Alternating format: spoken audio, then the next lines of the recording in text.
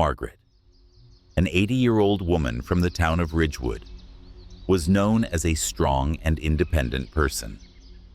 She lived in an old wooden house on top of a hill, where she could see the entire surrounding forest.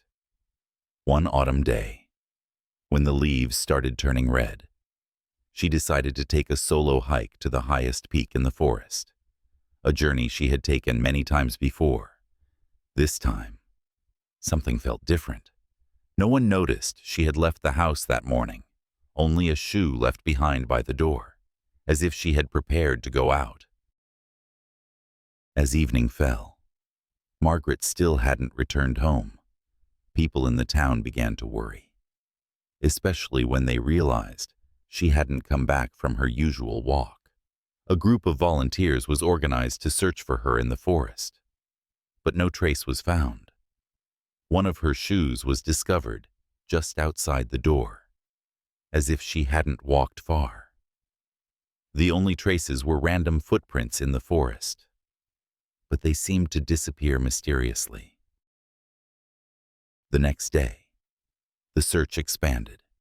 Hundreds of people from Ridgewood, along with the police and volunteers, began to spread out across the forest. They searched meticulously in every nook and cranny, calling Margaret's name into the silent expanse of the forest. But there was no reply. The dense trees and thick foliage created an atmosphere swallowed by silence. A strange feeling surrounded them, as if something wasn't right in this forest. As a volunteer named Tom ventured deeper into the forest, he accidentally discovered an old handkerchief hanging on a tree branch. He picked it up and realized it might belong to Margaret. This gave the group a spark of hope, but moments later, they discovered a strange footprint nearby. This footprint didn't resemble Margaret's. It appeared larger and more out of place compared to the marks she usually left behind. The presence of this footprint made the group suspect there might be someone else in the woods watching her. When the search party discovered the strange footprint and the handkerchief, hope seemed to reignite in everyone's hearts. Although they still hadn't found Margaret, these traces indicated she might have been trapped deep within the forest, and not alone. Volunteers continued to split into smaller groups to search. Tom and another group went to the area with the large footprints, where they noticed scratches on the trees and rocks, as if someone had passed through and got snagged. However, the deeper they went, the more anxiety grew among them. Entering a darker area of the forest, Tom's group paused to examine a newly discovered sign, a broken branch, as if someone had passed through and snapped it. A few steps later, Tom and his friends noticed a large tree marked with a deep scratch, as if someone had tried to lean against it to keep moving. The eerie feeling of an invisible force following them made them shiver. Every time the wind rustled, the sensation intensified. "It can't be," a volunteer whispered. "We must be on the right track." As Tom's group continued, they noticed a strange path. Though no one in the group remembered seeing this path before, it appeared clearly under the dense tree canopy. This path led them to an area Tom had never seen. Everything here looked unnatural. The trees stood upright in a perfect circle, as if an invisible hand had arranged them. Beneath their feet were old tracks, as if someone had passed through this place long ago. The deeper they went into this area, the more strange markings the volunteers began to notice. Traces on the ground, as if someone had dragged something, and peculiar symbols carved into the tree trunks. These marks were unlike anything they had seen before. "We need to turn back," one volunteer said, a clear worry on their face. But when they turned around, the strange path had vanished, leaving no trace to follow. Only silence and the dark shadows of trees remained. As Tom's group turned back to retrace their steps, they felt as though all the traces they had been following were leading them into an endless loop. The space around them grew stranger, the trees grew larger, and eerie figures appeared in their line of sight. But when they turned to look, they vanished. "Are we heading in the right direction?" one volunteer asked. Their voice filled with concern. They continued on, surrounded by silence and strangeness. Suddenly, they heard a strange noise. A door, resembling an ancient door, appeared out of the darkness ahead. This door was unlike anything they had seen in the forest. It had an eerie appearance, as if it didn't belong in this place. Under the light from their flashlights, they could see strange carvings and unusual symbols etched into the door. Tom felt an odd urge to open the door, despite the fear rising within him.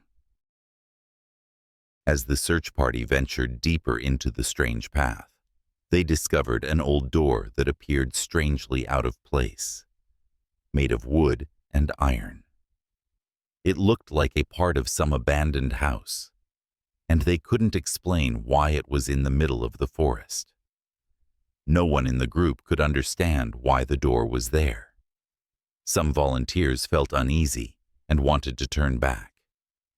But Tom, who was leading the group, felt drawn to it. "We have to try opening it," he said. "Maybe it will lead us to a clue." Tom slowly approached the door, his heart pounding in his chest.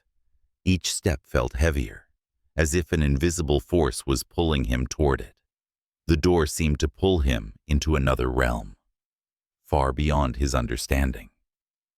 He reached out and slowly opened it. A cold gust of air rushed out, making everyone in the group shiver. As the door swung wide open, they saw a narrow path leading deeper into the woods, a strange atmosphere full of shadows. Tom's group had no choice but to step through the door and follow the path. They moved forward in silence, with each step making them feel like they were entering another world. The trees around them started to change shape, no longer resembling the usual pine trees. Instead, they became strange, ancient trees, with branches reaching toward the sky like the arms of invisible creatures.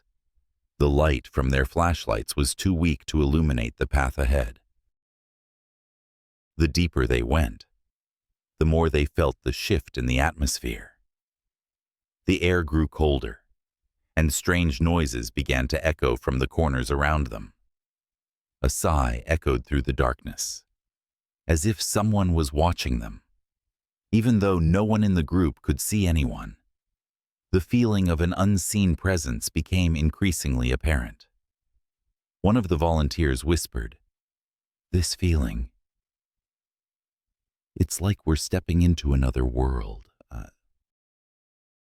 As Tom's group moved forward, they stopped when they heard a whisper in the darkness. It was soft, yet haunting, as if the voice came from deep within the earth. "You can't leave. You can't leave." The words repeated in the air. The group looked at each other, their anxiety mounting. Someone had been here before them, and now they realized that something supernatural might be happening in this forest. The strange feeling in the forest grew more apparent. The trees around them no longer seemed like regular trees. They had become living creatures, moving mysteriously, as if watching every action the search party made. Tension enveloped them as Tom and the volunteers noticed dark figures shifting toward them. One volunteer, Sarah, whispered, "We shouldn't continue. This isn't a normal forest." Tom felt his chest tighten as the figures began to become clearer in their sight. These strange shapes could not be determined whether they were people or ghosts. But they kept getting closer. One of the figures suddenly spoke. "She can't leave." The words echoed in Tom's mind, leaving him bewildered. Though he couldn't see clearly, Tom felt a cold rush down his spine. The group couldn't escape. They were being pulled into something they couldn't explain. It seemed that everything was leading them to a point of no return. As Tom and the volunteers continued following the strange figures, they heard a familiar voice echoing in the air.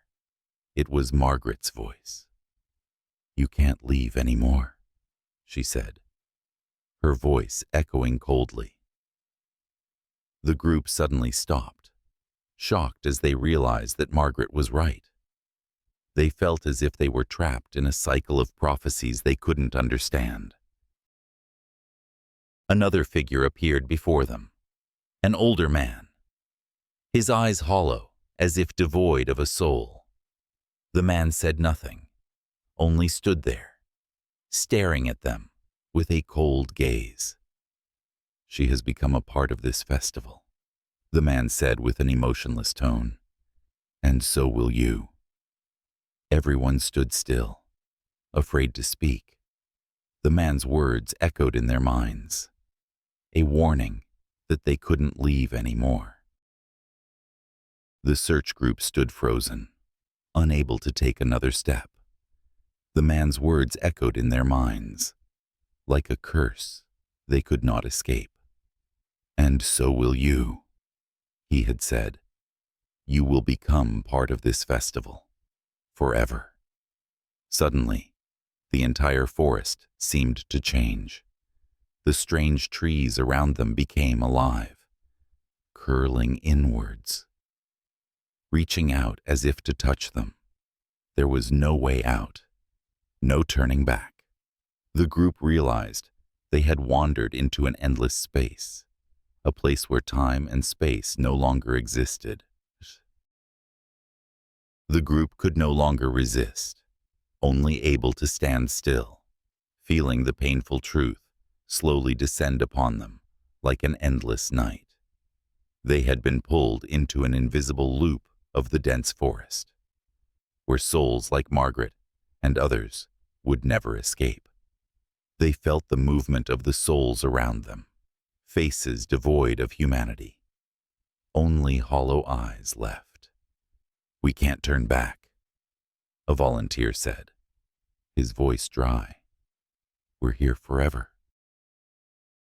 As the truth became clearer, the search group felt an invisible force begin to pull them in, as if the souls were dragging them into another world. They all felt like they were no longer human, but mere shadows in an eternal space. Then, once again, the man's voice echoed through the air, this time like a final curse. "You have become a part of this festival, never to escape." The words felt like a lock, trapping them forever in this dark space. In the end, Sarah and the others could do nothing but accept their fate. They had all become a part of this eerie festival. At that moment, they felt Margaret's presence, now a soul trapped like them. She smiled faintly, as if she had accepted her own fate. "You won't be able to escape," she said, her voice calm. "But don't worry, you won't feel alone anymore." And so, they were trapped in this haunted forest, where time had no meaning, and they would never find a way out. In the summer of 2020, the Martin family decided to go camping in Yosemite National Park, a location famous for its beautiful scenery, but also full of danger. The family consisted of John, a strong father, his wife Laura, and their 2 young children, Emily and Ben. They had carefully prepared for the trip, bringing all the camping gear, food, and a forest map. However, this trip would never end as planned. On the second morning of their trip, the entire Martin family suddenly disappeared without leaving a trace. As soon as it was realized that the Martin family was missing, the police immediately organized an emergency search. Search teams, including park staff and volunteers, were deployed to search the family in the vast forest. Yosemite National Park was divided into sections to be thoroughly combed. Although it was daylight and the park was considered quite busy with campers, no one had any information about the Martins. The only traces found were the abandoned tent and personal belongings scattered around it. As the search continued, the teams found several strange clues. One of them was Ben's shoe, discarded by the side of a stream. The family had no reason to leave the safe area where they had camped. But Ben's shoe was found quite a distance from it, raising suspicions that something was wrong. They continued to follow the trail and found a faint blood stain on a tree. But as they moved toward it, all traces disappeared. There were no signs suggesting that the family had left the campsite. As the sun set and darkness enveloped the forest, a few volunteers started to feel something was off. Some said they heard strange footsteps in the woods, vague sounds as if someone was following them. Though no one was there, the volunteers couldn't explain the eerie feeling. One volunteer, Rachel, glimpsed a shadowy figure in the night. She tried to call out, but the figure disappeared instantly. Everyone felt uneasy and decided to halt the search for the night.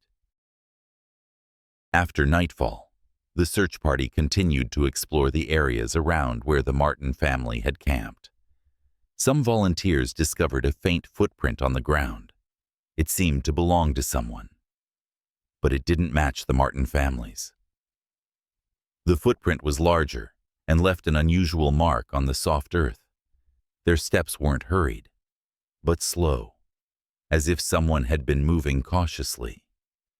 Everyone began to suspect that the Martin family might have encountered someone in the woods, but they couldn't explain why they would leave such a trace without clarity.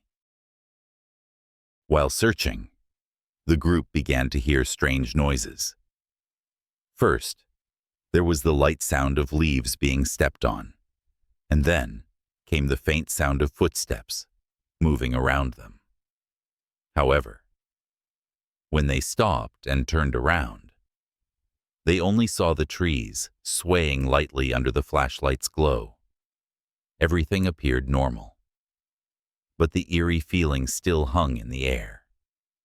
Some of the group members said they could feel a presence in the woods, but no one could see anyone. One volunteer, David, discovered something strange in a remote part of the forest. As he stepped onto a pile of dry leaves, he noticed something shiny reflecting the light from his flashlight. It was a silver necklace, very similar to the one Laura, the mother of the Martin family, often wore. When David picked it up, he felt an eerie sensation, as if the necklace had been there for a long time and didn't belong to the real world. He quickly called the group over, and they all stopped to examine the object. When they discovered the necklace, the search party felt something was off. However, they decided to continue venturing into uncharted areas of the forest. They passed through a wild section of the woods, with dense trees and large boulders. As they reached a hilltop, suddenly, one of the volunteers shouted, "Look over there!" He pointed toward a thick cloud that suddenly covered the forest.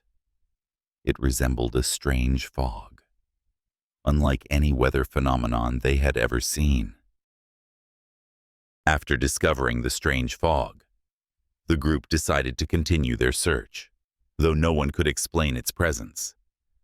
They walked through the thick mist, and strange sounds began to echo through the air. First, it was faint whispers, barely audible but very clear, as if someone was speaking very close. But when they turned around, no one was behind them. The feeling of being watched made their hearts race. "Is anyone here?" one volunteer asked nervously, but there was no response. The deeper they went into the forest, the more the group began to notice strange figures flashing in the darkness.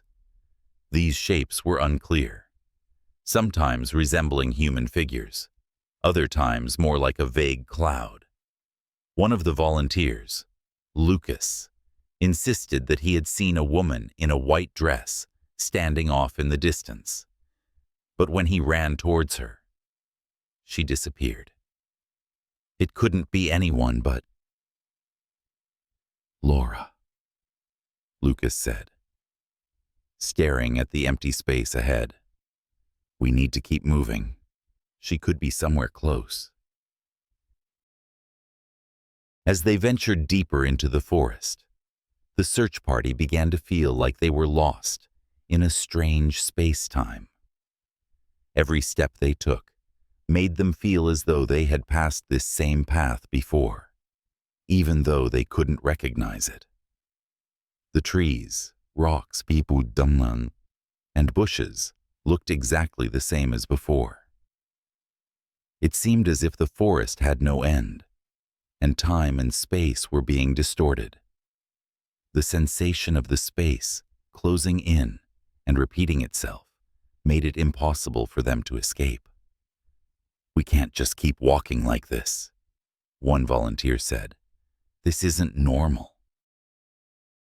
After hours of searching with no progress, the group began to feel desperate. Suddenly, they heard a soft laugh from behind. A figure suddenly appeared in the dim light from their flashlights.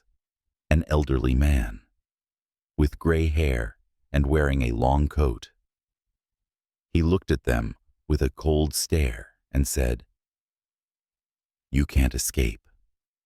They've arrived." His words sent chills down their spines, and they realized that he might know something about the Martin family that they hadn't even imagined. After the elderly man spoke his strange words, the group became even more confused.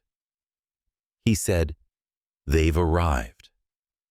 No one in the group understood what he meant, but the cold, eerie silence surrounding them made their worries grow.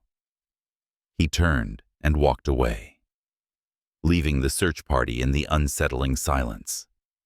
Reluctantly, they decided to follow him. After a short walk, they reached a secluded area in the forest, where a small abandoned house stood. Strange signs began to appear, painted pictures, ancient objects, and a table covered in dust. When they stepped into the abandoned house, the group felt a distinct atmosphere. Inside, there was no one, only old objects, faded paintings hanging on the walls, and signs of time, as if the house had been abandoned long ago. One of the volunteers, Hannah, discovered an old diary resting on a table. She opened it and found hurriedly written lines, almost illegible. "They've come. No one can escape." The words echoed in her mind like a warning. As the group continued to explore the house, they noticed the paintings on the walls. These paintings depicted strange scenes of the forest and wandering souls within it. The images showed people trapped in the woods, unable to escape, all with hollow faces. One painting in particular caught the group's attention. It depicted the Martin family. They stood in the forest, but their faces were blurry, as if they had never truly been there. The search group began to realize that this abandoned house was the place where the souls in the forest were trapped. They couldn't leave, just like the Martin family. The paintings and the diary were signs of trapped souls. As they looked back at the dusty table, they noticed something strange resting on it. A faded photo of Margaret, someone they had been searching for. The photo seemed to have been taken a long time ago, but Margaret could still be a part of this forest, trapped in this world forever. After discovering the mysteries in the abandoned house, the search group continued deeper into the forest, hoping they could find a way out for the Martin family. However, the strange traces continued to appear. At this point, they realized that not just the Martin family, but many other souls were trapped in this forest. A figure appeared ahead, an elderly man with a sorrowful gaze. "You've come too late," he said. "They can't get out." The elderly man explained that this forest was a prison for souls that couldn't escape, and the Martin family was one of them. He told them that many years ago, the Martin family had camped in the forest and mysteriously vanished, just like others before them. Everyone in the group started to feel anxious and fearful. But the man told them they had to continue searching for an escape. "There's a way out, but you must face your own fears," he said, then disappeared into the mist. The search group decided to continue walking in the direction the elderly man had pointed. This path seemed to never have appeared on any map. A narrow, misty trail with dense trees growing on both sides. The deeper they went, the darker it became. It felt like with every step they took forward, they were wandering further into an eternal space. The trees seemed to grow taller, covering all the space around them. The only light they had was the dim glow from their flashlights. As they ventured deeper, the group discovered something strange on the ground. A forgotten watch, still ticking, even though no one could explain why.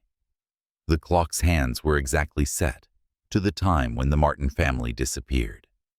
As they looked at the watch, they all felt a strange sensation take over their bodies, as if they had seen it a long time ago, but couldn't remember. They knew this watch had something to do with the Martin family, but no one dared to speak it aloud.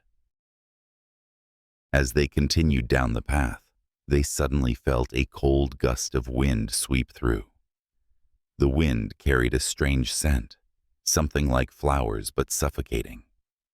Strange noises echoed from a distance, but they were not animal sounds. It was an eerie sound, like a long sigh, resonating through the silent air. When they stopped to listen, suddenly, a figure appeared in the distance. It was a woman, dressed in a white gown, standing still in the darkness. The whole group stood frozen, but no one dared to approach. The figure of the woman said nothing, just stood there, staring at the group with hollow eyes. Only when one volunteer, Rachel, stepped forward did the figure speak. "You can't escape. She has become one of us." Rachel froze when she heard these words. It felt like a prophecy. After the woman vanished into the darkness, a strong gust of wind blew through, disturbing everything. The group stood helpless, unable to understand what was happening. The search party continued into the deeper corners of the forest. They slowly began to realize that they weren't just searching for the Martin family anymore. They had become trapped in a loop they couldn't escape. Time in this forest seemed to stand still. They had passed through the same areas repeatedly without realizing it. Everything in the forest seemed to repeat. The same tree, the same rock, and even the same trace. Only the light from their flashlights was the thing that kept them going. As they kept walking, a sigh echoed from a distance.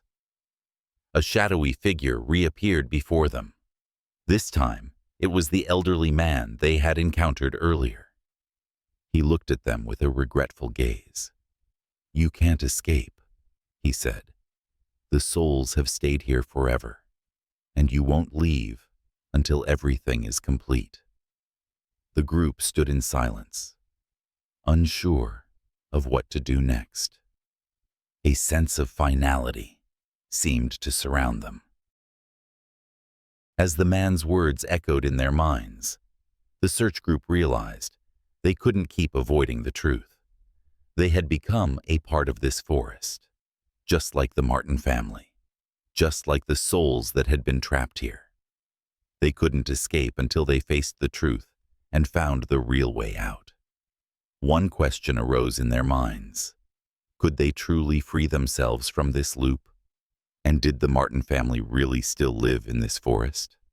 Or was everything just an illusion they could never escape from? As the search party moved deeper into the forest, they suddenly felt an invisible presence surrounding them. Each step seemed to take them into a different dimension. Shadows from the past began to appear gradually, as if they had started encountering the trapped souls of the forest. A voice calling their names echoed from a distance. It was Laura's voice, the mother of the Martin family. "Help me, help me. Take us out of here." The voice sounded like it came from the past, yet it felt so close and real. The group stopped in shock.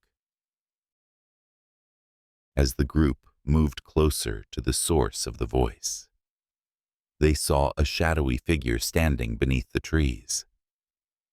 It was a woman, wearing a white shirt, her long hair cascading down her shoulders.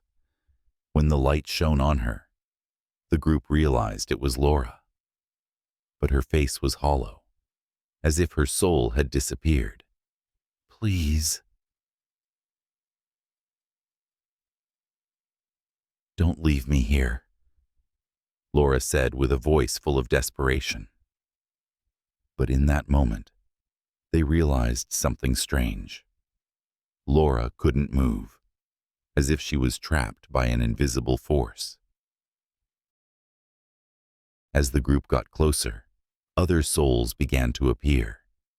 A group of people, all with hollow faces, emerged like souls trapped in this forest. One of them looked at the group and said, "You won't escape unless you do it right." The words rang like a warning, a strange statement that no one in the group could fully understand. Yet, they knew they had to continue, fearful, because they had no other choice. The group stood motionless before the strange warning of the souls. They realized that to escape the forest, they had to do something they couldn't explain. A strange feeling rose in their hearts. Could it be that the Martin family had found a way out long ago, and these souls were just a part of this eerie forest? The group decided to face the truth and not turn back. They would not let themselves be trapped forever. As the search group continued deeper into the forest, they felt a strange shift. The surrounding space began to feel lighter. The light started to break through the canopy, and the strange shadows from before slowly faded away. Finally, they saw the exit. The forest seemed to open up before them. They had succeeded, and they had escaped, but deep within each of them, the haunting memories of the forest, the trapped souls, and the prophecies still lingered.